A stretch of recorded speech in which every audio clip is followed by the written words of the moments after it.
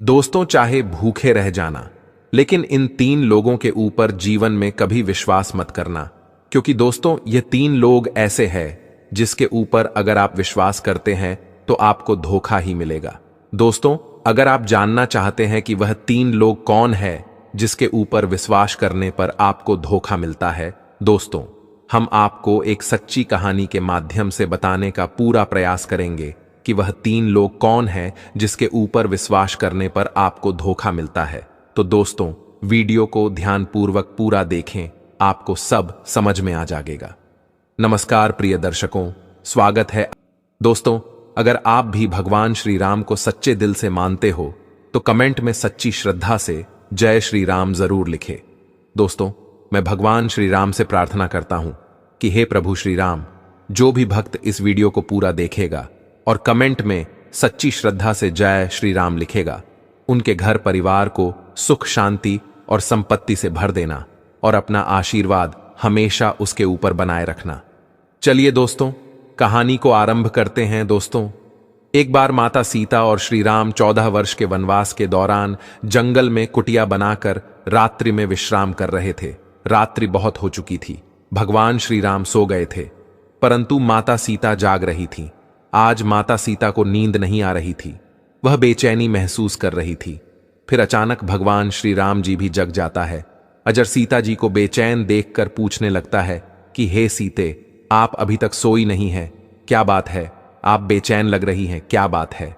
तब माता सीता भगवान श्री राम से कहती है, हे प्रभु, आज मुझे बेचैनी सी लग रही है, जिसके कहीं मुझे नींद नहीं आ रही है। हे प्रभु, कृपा करके आप मुझे कोई ज्ञानवर्धक कोई कहानी सुना दीजिए जो मेरे जीवन में काम आ जाए। दोस्तों, भगवान श्री राम माता सीता से कहती है कि हे सीते, आज मैं आपको वह कहानी सुनाने जा रहा हूं।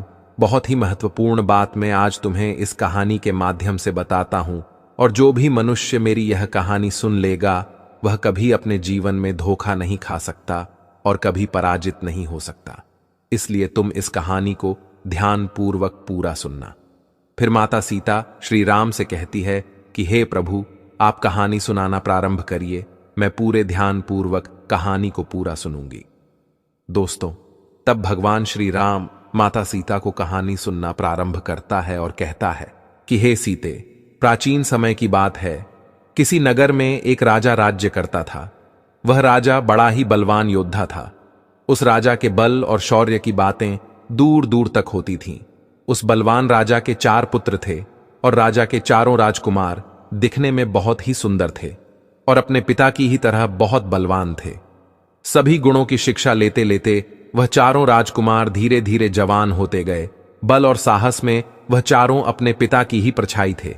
कई बार उन्होंने अपने पिता के साथ युद्ध लड़ा और युद्ध में जीत भी हासिल किया, जिसके कारण उन्हें अपने बल पर बहुत घमंड भी था। प्रिय दर्शकों, वह राजा अपने चारों पुत्रों को बहुत चाहता था, और तो और वह राजा जब भी कोई कार्य करता था तो वह अपने चारों पुत्रों को अपने पास बुलाकर उनसे सलाह लिया करता था। प्रिय दर्शकों, जो व्यक्ति अपने घर में अपने से छोटों की भी राय लेते हैं, उनके घर में कभी आपस में लड़ाई झगड़ा नहीं होता है, और कभी कभी अपने से उम्र में छोटे लोग भी बहुत ज्ञान की बात बता दिया करते हैं। दर्शकों, धीरे धीरे चारों राजकुमार जब बड़े हो गए तो वह चारों जंगल में शिकार करने के लिए जाने लगे। एक दिन राजा ने अपने चारों बेटों को अपने पास बुलाकर उन्हें समझाया कि पुत्रों, तुम चारों अब जवान हो गए हो, इसलिए अपनी इच्छा से चाहे जहां घूम फिर सकते हो। लेकिन तुम लोग मेरी एक बात कभी भी मत भूलना बेटा, आप लोग जब भी शिकार करने के लिए जाओ तो हमारे राज्य की आगे वाली दिशा में ही जाना। गलती से भी कभी हमारे राज्य के पीछे वाली दिशा की ओर मर जाना। अगर पुत्रों, आप लोग कभी भी भूलवश भी राज्य के पीछे की दिशा की ओर चले गए तो आप लोग बहुत बड़े संकट में से गिर जाओगे। प्रिय दर्शकों, भगवान श्री राम माता सीता से आगे कहता है कि हे सीते, राजा के चारों पुत्रों ने अपने पिता की बात को बड़े ध्यानपूर्वक सुना और राज्य के पीछे न जाने का वचन दिया कि पिताजी, हम आपकी यह बात हमेशा याद रखेंगे। हम भूल से भी कभी राज्य के पीछे वाली दिशा में शिकार करने के लिए नहीं जाएंगे। प्रिय दर्शकों, भगवान श्री राम माता सीता से आगे कहता है कि हे सीते, अब अगला दिन होता है। और हर दिन की तरह जब वह चारों राजकुमार अपने घोड़ों पर सवार होकर अपने पिता के आदेश के अनुसार राज्य के आगे वाली दिशाओं में शिकार करने के लिए जाने लगे, और वह चारों राजकुमार अब राज्य के पीछे वाली दिशा की ओर शिकार करने के लिए नहीं जाते थे। इसी प्रकार आगे की तीनों दिशाओं में कई दिनों तक वह चारों शिकार करते रहे। प्रिय दर्शकों, एक दिन की बात है, राजा के चारों राजकुमार जब शिकार करने के लिए जंगल में गए तो पूरे दिन तो वह शिकार को ढूंढते रहे, लेकिन उन्हें कहीं कोई शिकार नहीं मिला। अब शिकार ढूंढते ढूंढते शाम हो जाती है तो वह चारों राजकुमार अपने महल में लौटने लगते हैं। पूरे दिन परिश्रम करने पर भी उन्हें कोई शिकार नहीं मिला था। अब वह चारों इस बात से बड़े दुखी थे। सुबह से धूप में शिकार को ढूंढते ढूंढते चारों राजकुमार अब बहुत थक चुके थे। भूख प्यास के कारण उनकी हालत और भी ज्यादा खराब थी। वह चारों राजकुमार प्यास और थकान के कारण एक घने पेड़ के नीचे बैठकर कुछ विश्राम करने लगते हैं। चारों राजकुमार जब विश्राम कर रहे थे तो उसी समय सबसे छोटा राजकुमार, जो स्वभाव से कुछ चंचल था, उसने अपने बड़े भाई से कहा कि बड़े भैया, एक बात मुझे बहुत परेशान कर रही है कि हमारे पिताजी ने हमें राज्य के आगे वाली दिशाओं में शिकार करने का मना नहीं किया है, तो फिर पिताजी ने हमें राज्य के पीछे वाली दिशा में शिकार करने के लिए जाने से मना क्यों किया है? आखिर क्या बात हो सकती है? पिताजी ने ऐसा क्यों कहा है? हो ना हो, इसके पीछे कोई बड़ी बात ही होगी। हमें तो लगता है कि हमारे पिताजी ने राज्य के आगे वाले सभी राजाओं को तो पराजित कर दिया होगा, लेकिन पिताजी राज्य के पीछे वाले राजा से युद्ध में जरूर हार गए होंगे, इसीलिए उन्होंने हमें राज्य के पीछे जाने के लिए मना किया है। तब बड़ा राजकुमार कहने लगा, नहीं भाई, ऐसा कदापि नहीं हो सकता। तो छोटा राजकुमार कहने लगा, भैया, मुझे तो कुछ ऐसा ही लगता है कि हमारे पिता राज्य के पीछे वाले राजा से युद्ध में हार गए हैं, और उसी राजा के डर की वजह से पिताजी ने हम लोगों से मना किया है कि हम राज्य के पीछे शिकार करने न जाएं। मेरा तो मानना है कि कल सुबह हमें राज्य के पीछे वाली दिशा में चलकर देखना चाहिए और इस बात का पता लगाना चाहिए। वैसे भी हम चारों राजकुमार बलवान भी हैं और महान योद्धा भी हैं। हमें अपनी वीरता पर जरा भी संदेह नहीं करना चाहिए। अगर हम राज्य के पीछे वाली दिशा में जाएंगे तो राज्य में हमारी और भी अधिक प्रशंसा होगी। कल सुबह हम चारों राज्यों के पीछे वाली दिशा में ही जाएंगे और जाकर देखेंगे कि हमारी बात सत्य है या नहीं, कि राज्य के पीछे वाले राजा से हमारे पिता हार चुके हैं। प्रिय दर्शकों, भगवान श्री राम माता सीता से आगे कहता है कि हे सीते, छोटे राजकुमार की बात सुनकर बड़े राजकुमारों को भी लगने लगा कि शायद हमारे पिता उस राजा से हार गए होंगे। अब तो वह छोटे राजकुमार के कहे अनुसार तीनों बड़े राजकुमार राज्य के पीछे वाली दिशा में जाने के लिए तैयार हो गए और कहने लगे, ठीक है भाई, कल सुबह हम राज्य के पीछे की ओर ही चलेंगे। अब यह तय करके वह चारों राजकुमार अपने महल में चले आते हैं और भोजन करके अपने कक्ष में जाकर आराम करने लगते हैं। इधर जब अगला दिन होता है, सुबह नींद से जागकर चारों राजकुमार अपने अपने घोड़ों पर बैठकर शिकार करने के लिए चल पड़ते हैं, और जाते जाते उन्होंने अपने पिता से कहा, पिताजी, आज शिकार करने के लिए दूर से हमारे मित्र भी आ रहे हैं। हमें आज रात लौटने में कुछ देर हो आएगी। अगर ज्यादा देर हो जाए तो आप चिंता मत करना। राजा ने कहा, मेरे बलवान बेटों, आपकी जैसी इच्छा, हमें आप चारों की वीरता पर पूरा विश्वास है। फिर भी आप महल में जल्दी लौटने का प्रयास करना। प्रिय दर्शकों, भगवान श्री राम माता सीता से आगे कहता है कि हे सीते, अपने पिता से इतना कहकर वह चारों पुत्र शिकार करने के लिए निकल पड़ते हैं। आज वह चारों राज्य के आगे न जाकर राज्य के पीछे वाली दिशा में चल दिए, और कुछ देर चलने के बाद वह अपने राज्य की सीमा से बाहर निकल गए। सीमा पार करके चारों राजकुमार चोरों ने अपने राजसी घोड़े तो वहीं छोड़ दिए और वह अपना भेष बदलकर आगे के लिए चलने लगे। चारों राजकुमार पैदल पैदल चलते हुए जंगल के मार्ग से चलते जा रहे थे। कई घंटों तक पैदल चलने के बाद वह बहुत दूर निकल आए थे और एक घने जंगल में जा पहुंचे थे। उस घने जंगल में उन्हें दूर दूर तक कोई गांव नहीं दिख रहा था।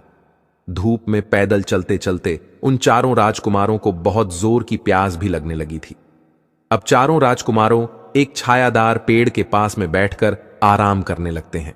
उनकी प्यास अब बढ़ती ही जा रही थी और इधर धीरे धीरे सूरज ढल चुका था। जंगल में बहुत अंधेरा हो गया था। तभी छोटा राजकुमार उस पेड़ पर ऊपर चढ़कर बैठ जाता है तो छोटे राजकुमार को उस जंगल में कुछ दूरी पर एक घर दिखाई देता है। कुछ दूरी पर एक कच्चा घर बना हुआ था और उस घर के बाहर आग भी जल रही थी। छोटे राजकुमार को घर दिखाई दे रहा था और उसके पास में जलती हुई आग भी उसे दिख रही थी।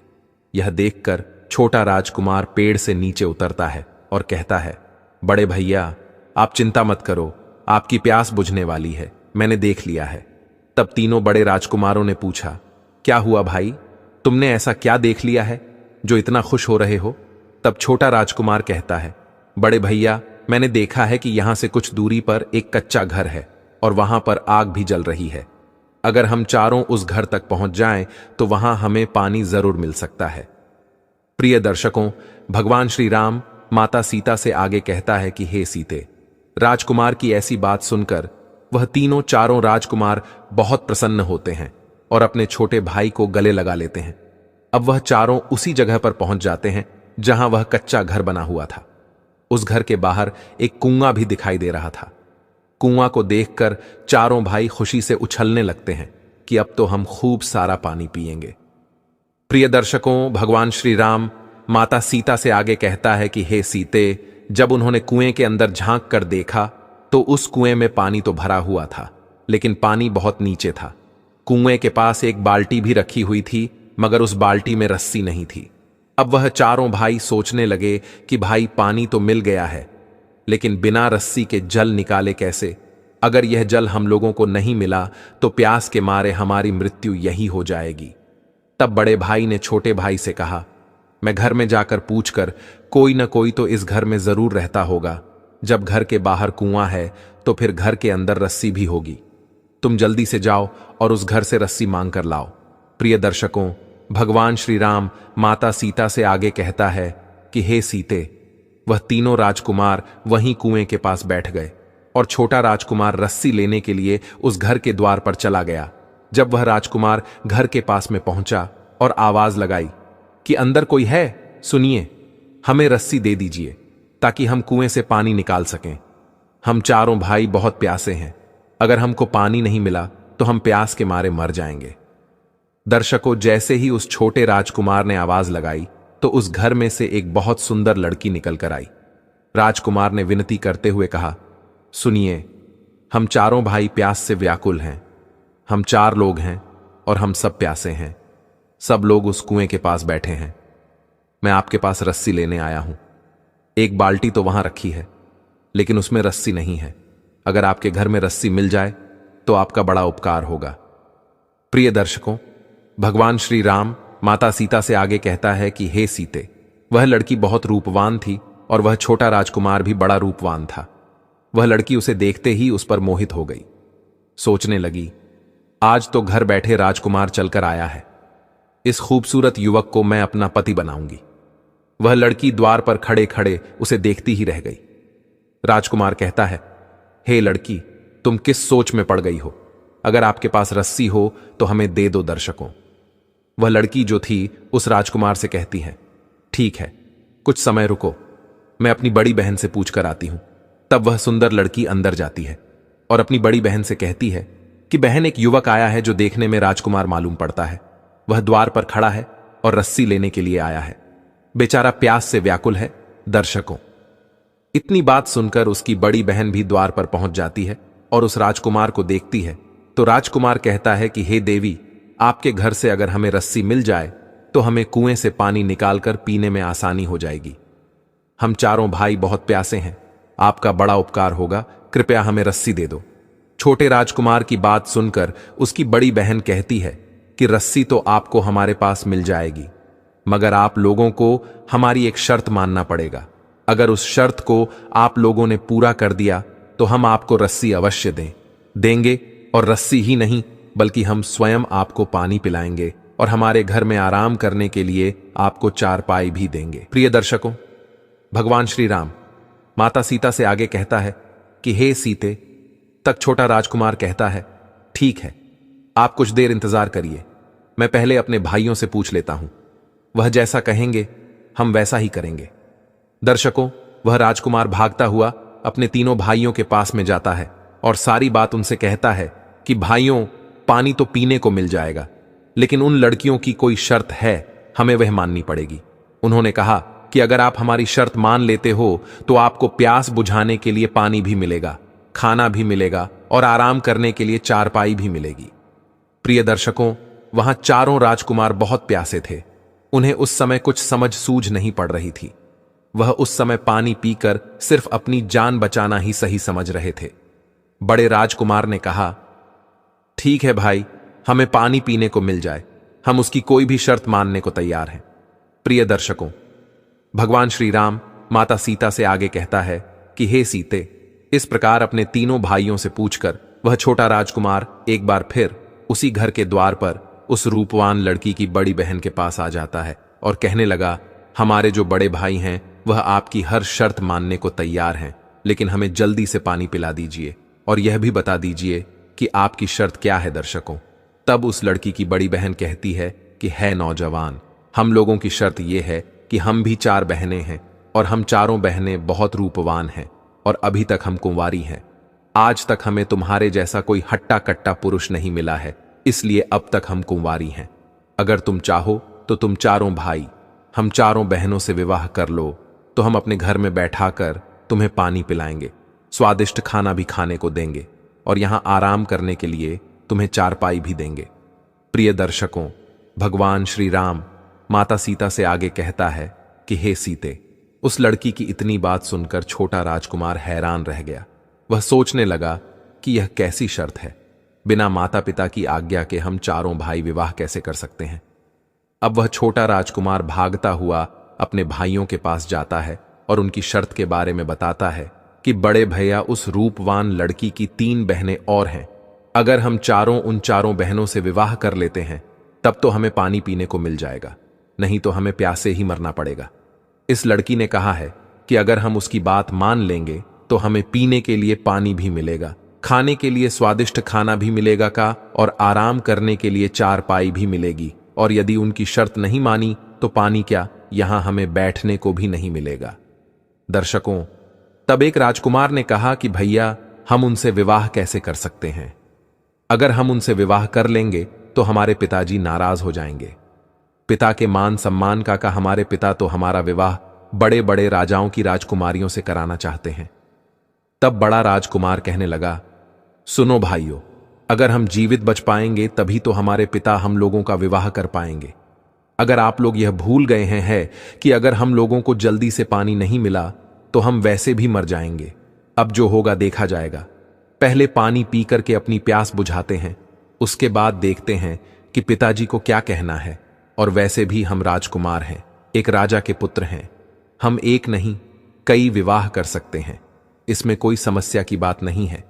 इसलिए पहले यहां इनसे विवाह कर लेते हैं और पानी पी करके अपनी जान बचाते हैं। प्रिय दर्शकों, भगवान श्री राम माता सीता से आगे कहता है कि हे सीते, चारों राजकुमार झूठे वह चारों सुंदर लड़कियों से विवाह करने के लिए तैयार हो जाते हैं। अब तो वह चारों राजकुमार उन चारों बहनों के घर जाते हैं और उन चारों कन्याओं से कहते हैं कि हमें आप लोगों की शर्त स्वीकार है, आप हमें पानी पिला दो। दर्शकों, यह सुनकर वह चारों बहनें खुश हो जाती हैं।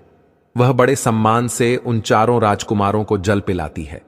जल पीने के बाद उन्हें कुछ राहत मिलती है। फिर वह लड़कियां जल्दी जल्दी स्वादिष्ट खाना बनाती है और उन चारों को खाना खिलाती है। दर्शकों, खाना खिलाने के बाद वह लड़ी क्या कहती है कि है राजकुमारों, हम विवाह की तैयारी कर लेते हैं, तब तक आप चारों विवाह के लिए तैयार हो जाइए। दर्शकों, जब चारों राजकुमार पानी पी लेते हैं तो बीच वाले राजकुमार के मन में आता है कि हमें जिसकी जरूरत थी वह हमें तो मिल ही गया है, अब हम इनकी कोई शर्त भी नहीं माने तो यह हमारा क्या कर सकती है। हम चारों इतने बलवान हैं, इन कोमल लड़कियों को उठाकर पटक देंगे। अब यही सोचकर बीच वाला राजकुमार कहता है कि है लड़कियों, हमें तुमसे कोई विवाह नहीं करना है, हमने तो पानी पीने के लिए तुमसे कह दिया था, परंतु हम अपने पिताजी से पूछे बिना विवाह नहीं कर सकते। अब हम यहां से जा रहे हैं। दर्शकों, उस राजकुमार की ऐसी बातें सुनने के बाद वह लड़कियां अपने असली रूप में आ जाती हैं और वह एक राक्षसी थी। उनके बड़े बड़े नाखून थे और उनके बड़े बड़े दांत थे। उनका ऐसा रूप देखकर चारों राजकुमार डर जाते हैं और कहते हैं कि हे लड़कियों, हमें माफ कर दो, हम तुमसे विवाह करने के लिए तैयार हैं। दर्शकों, बड़ा राजकुमार अपने भाइयों को समझाता है और कहता है कि यह राक्षसी है, अगर हमने उनकी बात नहीं मानी तो यह हमको मार डालेंगे। प्रिय दर्शकों, भगवान श्री राम माता सीता से आगे कहता है कि हे सीते, अब तो उन चारों का विवाह हो जाता है। और विवाह करके वहां चारों लड़कियां बड़ी खुश थीं। वह अपने अपने पति के साथ खूब मौज मस्ती करती थी और अपने पतियों को रोज स्वादिष्ट स्वादिष्ट भोजन बनाकर खिलाया करती थी। दर्शकों, इस प्रकार कई दिन निकल जाते हैं। पत्नियों के हाथ का स्वादिष्ट भोजन खाकर चारों राजकुमार खूब मोटे ताजे हो रहे थे। चारों राजकुमारों के चेहरे पर अलग ही तेज चमक रहा था। तभी तीनों बड़े राजकुमार देखते हैं कि हमारा छोटा भाई सूख चुका है और इतना स्वादिष्ट भोजन मिलने के बाद भी यह इतना पतला होता जा रहा है। तब बड़ा राजकुमार अपने छोटे भाई से पूछता है कि भाई, तुम्हें क्या हो गया है? तुम्हारी तबीयत खराब नहीं है? इतना स्वादिष्ट भोजन हमें यहां मिलता है, लेकिन तुम उसके बाद भी सूखते ही जा रहे हो। क्या तुम्हें कोई दुख तकलीफ है? तब छोटा राजकुमार बताता है कि भैया, मेरी पत्नी मुझे प्रेम से खाना नहीं खिलाती है। मैं जब भी उसके साथ खाना खाने बैठता हूं तो वहीं दूसरी ओर मुंह करके रोने लगती है और उसको रोता देखकर मुझसे खाना नहीं खिलाता है और मैं भूखा रह जाता हूं। इसलिए मैं इतना सूख चुका हूं। मुझे समझ में नहीं आता है कि मेरी पत्नी क्यों रोती है और वह बताती भी नहीं है। दर्शकों, तब उसका बड़ा भाई कहता है, यानी बड़ा राजकुमार कहता है कि भाई, जरूर कोई तो वजह होगी, तुम्हारी पत्नी ऐसे क्यों रोती है? वह तुम्हें खाना खिलाते समय ही क्यों रोती है? इसका जरूर कोई कारण होगा। तुम्हें उससे पूछना चाहिए कि वह क्यों रोती है। तब वह छोटा राजकुमार कहता है कि भैया, मैंने उससे 1000 बार पूछा है, परंतु वहां मुझे नहीं बताती है कि वह क्यों रोती है। वह बस इतना बोल देती है कि मेरी आदत है रोने की। जब भी मेरा रोने का मन होता है तो मैं रोने लगती हूं। वह ऐसे ही कोई ना कोई बहाना बना देती है, परंतु वह बताती नहीं है कि मेरे खाना खाते समय वह क्यों रोती है। और भैया, मेरे सूखकर पतले होने का एक और कारण है कि मुझे अपने घर की बहुत याद आती है। मुझे पिताजी और माता की बहुत याद आती है। प्रिय दर्शकों, भगवान श्री राम माता सीता से आगे कहता है कि हे सीते, तक बीच वाला राजकुमार कहता है कि भाई, मैं तुम्हें एक योजना बताता हूं। आज जब तुम खाना खाने बैठो तो तुम अपनी पत्नी से कहना कि जब तक तुम मुझे अपने रोने का कारण नहीं बताओगी तब तक मैं खाना नहीं खाऊंगा और भूखा ही मर जाऊंगा। तब छोटा राजकुमार कहता है कि अरे भाई, मुझे भूखा नहीं मरना है, वैसे ही तो मैं इतना पतला हो चुका हूं। अगर मैंने खाना नहीं खाया तो मैं सच में मर जाऊंगा। दर्शकों, बड़ा राजकुमार कहता है कि अरे मूर्ख, तुझे सच में भूखा नहीं मरना है। तुझे सिर्फ उसके सामने नाटक करना है और यह रहस्य को पता करना है कि वो तेरे खाना खाते समय क्यों रोती है। प्रिय दर्शकों, भगवान श्री राम माता सीता से आगे कहता है कि हे सीते, अब तो छोटे राजकुमार को बात समझ में आ जाती है और वह मन में विचार करता है कि आज रात ही मैं अपनी पत्नी के सामने ऐसा नाटक करूंगा। दर्शकों, अब धीरे धीरे रात हो जाती है और उसकी पत्नी अपने पति के लिए खाना लेकर कमरे में आती है और वह छोटा राजकुमार खाना खाने लगता है। तभी उसकी पत्नी दूसरी ओर मुंह करके रोने लगती है। तब वह राजकुमार पूछता है कि हे प्रिय, तुम क्यों रो रही हो? जब भी मैं खाना खाता हूं तो तुम क्यों रोती हो? आज तुम्हें बताना ही होगा। तब उसकी पत्नी कहती है कि पिया जी, आप खाना खा लीजिए, मेरी तो आदत है, मेरा जब भी मन होता है तो मैं थोड़ा रो लेती हूं। दर्शकों, लेकिन वह छोटा राजकुमार समझ रहा था कि यह मेरी पत्नी मुझसे झूठ बोल रही है। तब वह कहता है कि हे प्रिय, आज तो तुम्हें बताना ही होगा कि तुम क्यों रोती हो। अगर तुमने नहीं बताया तो मैं भूखा ही मर जाऊंगा, मैं अन्न का एक दाना भी नहीं खाऊंगा। दशकों तक वह राजकुमार की पत्नी कहती है कि अरे पिया जी, आप ऐसा मत करिए, आप मर जाएंगे तो फिर मेरा क्या होगा? मैं आपसे बहुत प्रेम करती हूं। चलिए, मैं अपने रोने का कारण आपको बता देती हूं। दर्शकों, अब तो वह राजकुमार की पत्नी उसे अपने रोने का कारण बताने लगती है। वह कहती हैं कि प्रिया जी, मेरे रोने का कारण यह है कि मेरी जो बहनें हैं यह एक राक्षसी हैं और मैं भी एक राक्षसी हूं। मेरी बहनें रोज जंगल में जाती हैं और अपने खाने के लिए मांस लेकर आती है। अलग अलग जानवरों का मांस वह रोज खाती है और जीवित रहती है। पिया जी, मैं इस बात को लेकर चिंतित हूं कि जिस दिन उन्हें जंगल में किसी जानवर का मांस नहीं मिलेगा, उस दिन वह आपके भाइयों को खा जाएंगे और आपके तीनों भाई मारे जाएंगे। आप अपने भाइयों से बहुत प्रेम करते हैं, तो यह देखकर आपको बहुत बुरा लगेगा और हो सकता है कि उसके कारण आप मुझसे प्रेम करना छोड़ देंगे। मैं आपके साथ कभी ऐसा नहीं करूंगी, क्योंकि मैं आपसे बहुत प्यार करती हूं। परंतु मेरी जो तीनों बहनें हैं, वह किसी से सच्चा प्यार नहीं करती हैं। उन्हें जिस दिन अपनी भूख मिटाने के लिए भोजन नहीं मिलेगा, तो वह अपने पति को ही खा जाएंगे। इसी बात को लेकर मैं बड़ी चिंतित हूं कि कहीं मेरी बहनों के कारण मुझे आपसे दूर न होना पड़े, कहीं आप मेरा त्याग न कर दें। प्रिय दर्शकों, तक वह छोटा राजकुमार कहता है कि प्रिय, अगर ऐसी बात है, इसका मतलब है कि हमारे भाइयों के प्राण संकट में है और कभी भी उनकी पत्नियां उन्हें अपना भोजन बना सकती हैं। क्या तुम्हारी बहनों से बचने का कोई रास्ता नहीं है? तब उसकी पत्नी कहती है कि पिया जी, मैं आपको और आपके भाइयों को मेरी बहनों से सकती हूं, परंतु मेरी एक शर्त है और आप चारों भाइयों को मेरी शर्त मानना होगा। अगर आप मेरी शर्त मान जाते हो तो मैं आप चारों राजकुमारों को अपनी बहनों के हाथों मरने से बचा लूंगी। प्रिय दर्शकों, भगवान श्री राम माता सीता से आगे कहता है कि हे सीते, अब अपनी पत्नी की बातें सुनने के बाद वह छोटा राजकुमार कहता है कि प्रिय, मैं अपने तीनों भाइयों से पूछ कर आता हूं। अगर वह तुम्हारी शर्त मानने के लिए तैयार होंगे तो मैं आकर तुम्हें बताऊंगा। प्रिय दर्शकों, भगवान श्री राम माता सीता से आगे कहता है कि हे सीते, अब वह तीनों बहनें अपने भोजन की तलाश में जंगल के लिए निकल जाती हैं और वह छोटे राजकुमार की जो पत्नी थी वह नहीं जाती है।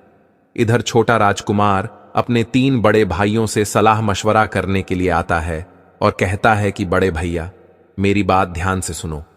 मेरी पत्नी ने बताया है कि वह क्यों रोती है। उसके रोने का कारण यह है कि उसकी जो तीनों बहनें हैं वह एक राक्षसी हैं और वह जंगल से अपने खाने के लिए मांस लेकर आती है।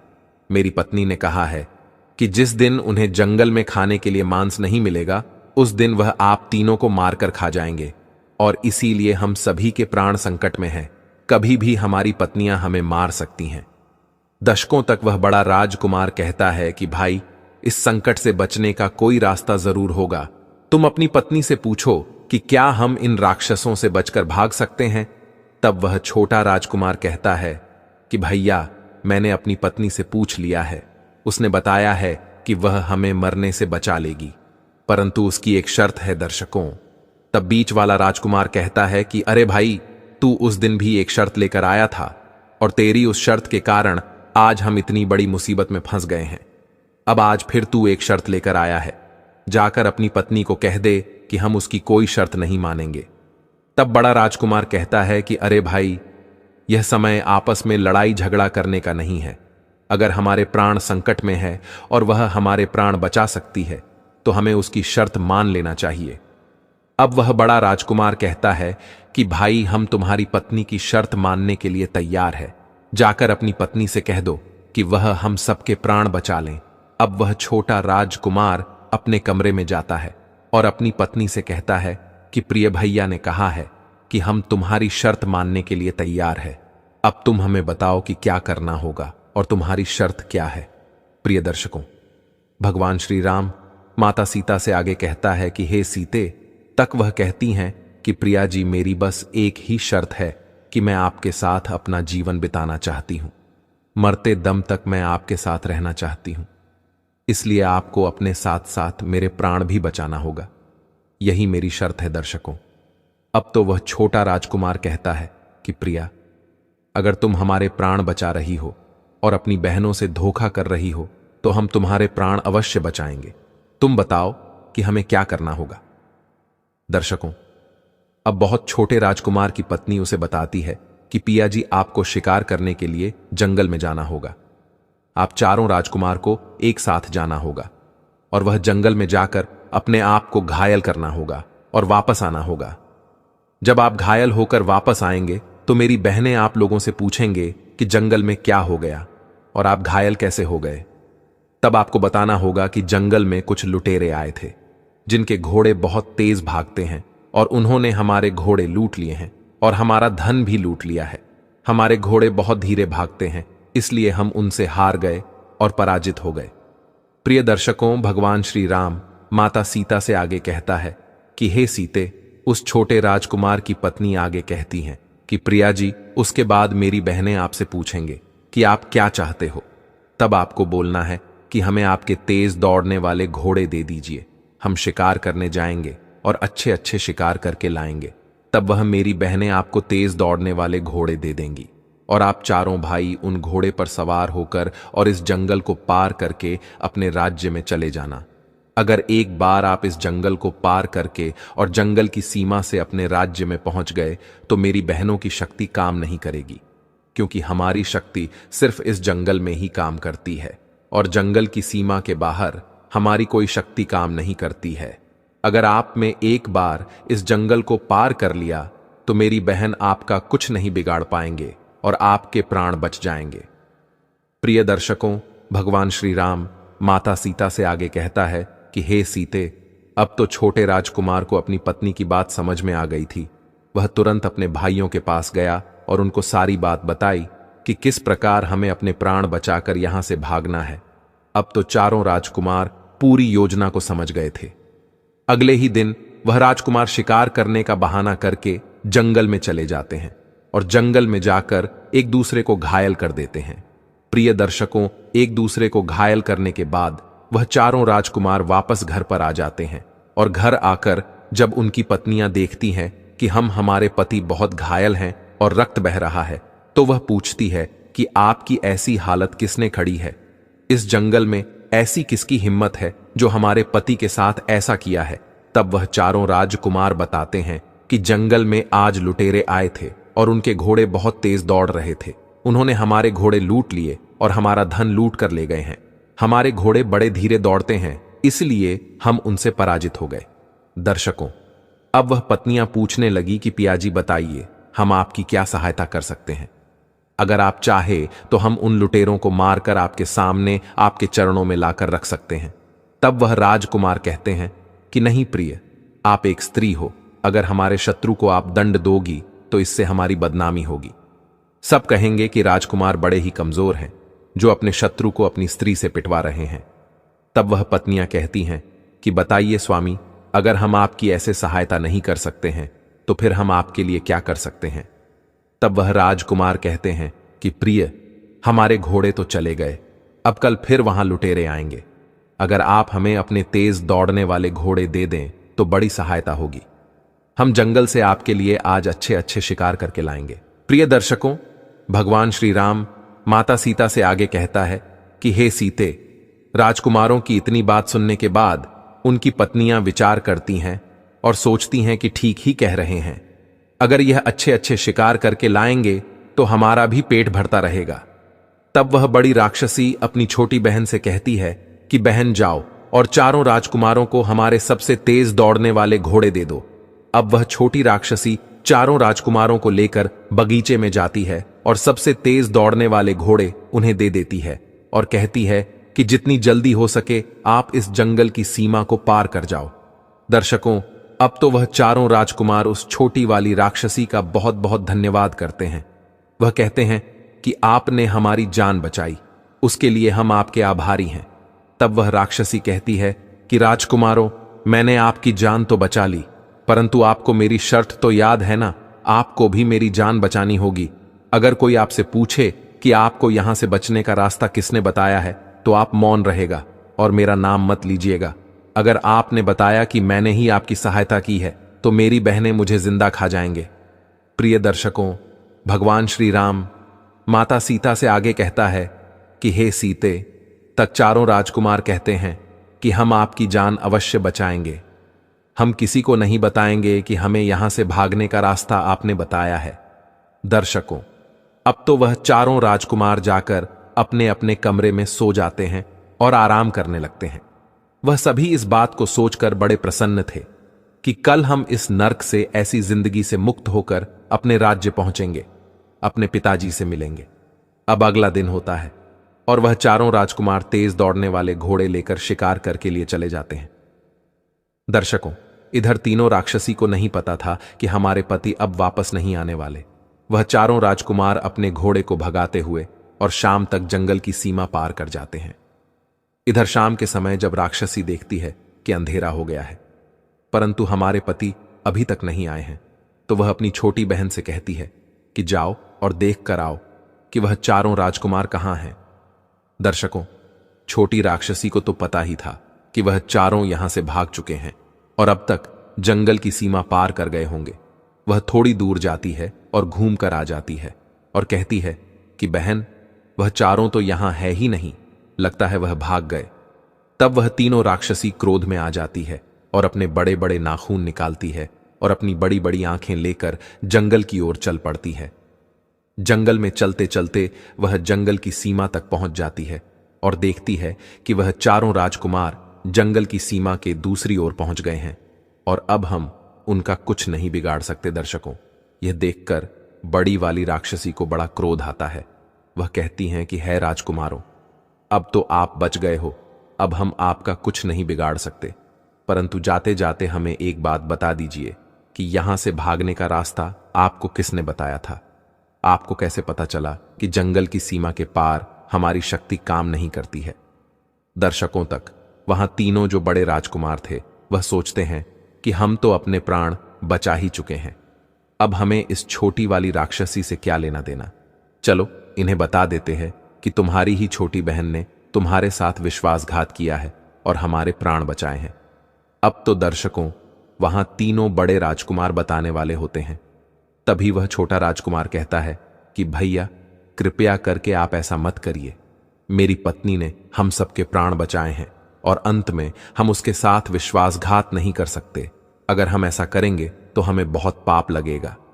प्रिय दर्शकों, भगवान श्री राम माता सीता से आगे कहता है कि हे सीते, लेकिन वह तीनों बड़े राजकुमार बहुत ही क्रोध में थे और बहुत ही दुष्ट थे। वह अपना वचन भूल गए थे जो उन्होंने उस छोटी राक्षसी को दिया था। वह जंगल की सीमा के उस पार से चिल्लाते हैं कि ही राक्षसी, तुम्हारी छोटी बहन ने ही तुम्हारे साथ विश्वासघात किया है और उसी ने हमें तुमसे बचने का रास्ता बताया है।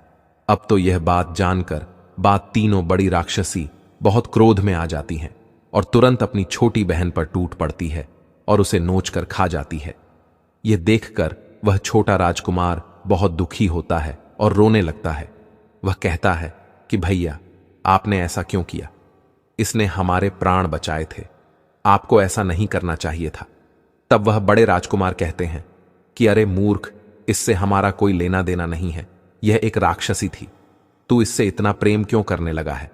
तो हमारे राज्य में चल, पिताजी बहुत सुंदर राजकुमारी से विवाह कराएंगे। प्रिय दर्शकों, भगवान श्री राम माता सीता से आगे कहता है कि हे सीते। इतना कहकर वह तीनों राजकुमार अपने राजमहल के लिए चल देते हैं और इधर वहां तीनों राक्षसी भी अपनी छोटी बहन को मारकर उसकी हड्डियों को फेंककर और अपने घर वापस लौट जाती है। राक्षसों को वापस लौटा देकर वह छोटा राजकुमार जंगल की सीमा पार करके अपनी पत्नी के पास जाता है और उसकी हड्डियों को पकड़कर रोने लगता है। दर्शकों, उसकी आत्मा को बड़ा दुख हो रहा था। वह सोच रहा था कि मैं अपनी पत्नी से बड़ा प्रेम करता था, परंतु मेरे भाइयों के कारण आज मेरी पत्नी मृत्यु को प्राप्त हो गई।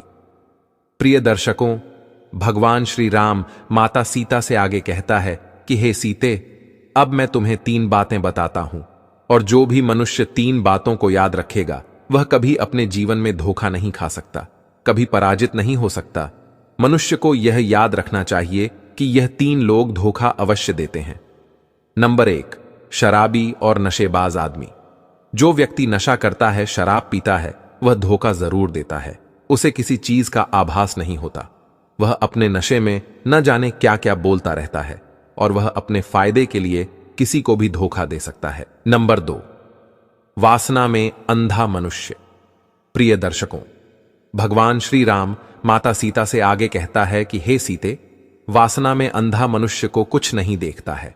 वह अपने कुल का, अपने परिवार का नाश होते हुए भी देख सकता है, परंतु उसे अपनी वासना की पूर्ति करनी होती है, जिसके लिए वह किसी को भी धोखा दे सकता है। वासना में अंधा मनुष्य कभी किसी का सगा नहीं हो सकता। नंबर 3, कपटी और दुष्ट मनुष्य। प्रिय दर्शकों, कपटी मनुष्य हमेशा कपट से भरा रहता है। वह किसी को खुश होता हुआ नहीं देख सकता। किसी दूसरे की खुशी उसे बर्दाश्त नहीं होती है। वह सिर्फ अपना भला होता हुआ देख सकता है, इसलिए वह हर मनुष्य को धोखा देता है। इसलिए कपटी मनुष्य से जितना हो सके बचकर रहना चाहिए। प्रिय दर्शकों, भगवान श्री राम माता सीता से आगे कहता है कि हे सीते, मैंने आपको यह ज्ञान की बातें बताई हैं, इसे हमेशा याद रखना, तुम कभी धोखा नहीं खाओगे।